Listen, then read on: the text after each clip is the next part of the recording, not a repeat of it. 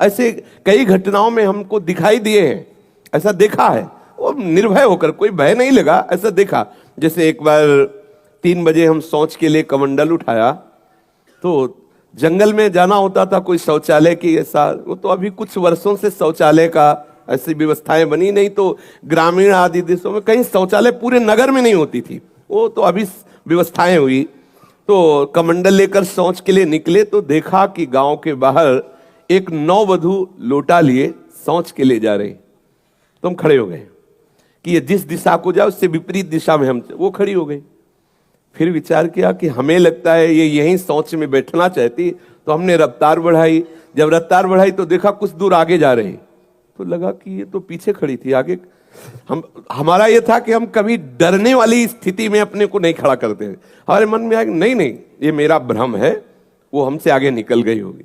जब वो आगे गई तो हम पीछे मुड़े तो देखा हमारे दूसरे रास्ते में खड़ी। अब हमें पक्का विश्वास हो गया कि ये कोई स्त्री नहीं है, कोई पतित आत्मा है जो इस रूप में है। तो जोर से भगवान नाम उच्चारण, खत्म खेल। ना कोई भय और ना वो हमें दोबारा दिखाई दी। एक बार ऐसा हुआ कि सैमसी में जहां गुरु आश्रम है, तो एक खंडेर था, और हमें खंडेर बहुत प्रिय है शुरू से। ऐसा मतलब बिगड़ेल स्थान, पुराना वृक्ष या ऐसे कोई कुटिया, ऐसे पहले संन्यास मार्ग में ऐसे रहना अच्छा लगता था कि जहां जिसका किसी काल।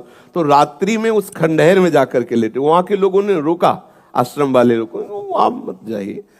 हम सोचा आश्रम के कई लोग यहाँ लेटते हैं तो बातचीत करेंगे, इसलिए एकांत। जे ही गए तो अंदर मंत्र चल रहा था, और एक छोटी सी टार्च सिराने, एक छोटी सी घड़ी दुप दुप वाली, क्योंकि उससे पता चले ना तो मतलब टाइम का। तो ऐसे रख के वैसे से थोड़ा ही लेटे, तो उस समय जटाएं बड़ी बड़ी थी, इतनी इतनी, तो ऐसे उनको तकिया की तरह जटा रखे। तो ऐसा लगा जैसे कोई हमें बहुत जोर से दबाने की चेष्टा कर रहा है। तो ऐसे देखा तो मुझे स्पर्श जैसा भी हुआ कि जैसे कोई कड़ा हाथों में एकदम। ऐसा कैसे हो सकता है? जब हम मंत्र जप रहे हैं तो कोई ऐसा कैसे हो सकता है कि कोई अशुभ आत्मा के छुए? तो टार्च लिया, बाहर निकले, कोई नहीं। मुझे लगा कि मेरी मानसिक बिगड़ेल बुद्धि हमको भयभीत करना चाहती है। नहीं नहीं, मैं नहीं मान। एक मन ने कहा यहां से हटके, वहां से हमको जिद्दी स्वभाव था, नहीं देखूं कैसा क्या। फिर वही जाके सोए। थोड़ी ही देर में फिर स्पष्ट अनुभव हुआ कि ऐसे। तब हम बैठ गए तत्काल मंत्र जपते हुए। फिर हमको आप यहाँ ठीक नहीं है, क्योंकि बार बार विक्षेप डालेगा। मंदिर में गए, उन लोगों से कहा, बोले आप जानते कि वहां है, आप क्यों गए ऐसा?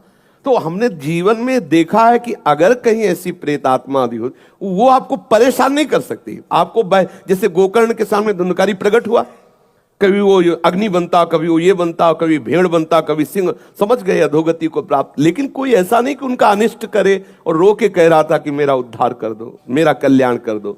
तो ये प्रेत आत्माएं भगवत धाम वासी, भगवान नाम जापक, वैष्णवों के प्रति अपना कल्याण करने के लिए आती है। किसी को भी कभी घबराना नहीं चाहिए। यदि कभी ऐसी परिस्थिति हो तो उच्च स्वर से नाम कीर्तन करने लगना, विश्वास करना, तुम्हें छू नहीं सकता कोई। ये हम इसलिए सत्ता नहीं मानते। जैसे कभी कोई प्रश्न करता है तो कह देते मेरे भगवान ही भूत रूप में आए। ये एक स्थिति है, एक भावना की स्थिति जो सत्य भावना है। वासुदेवा सर्वमिति, तो सब प्रभु ही है, और सच्ची बात सब प्रभु ही है। लेकिन ये जो अगर हम उस स्थिति को नहीं पहुंचे तो पक्का समझ लो कि अगर प्रेत योनि का कोई भी जीव तुम्हारे सामने आता है और तुम भगवान नाम जप कर रहे हो तो तुम्हें कभी परास्त नहीं कर सकता।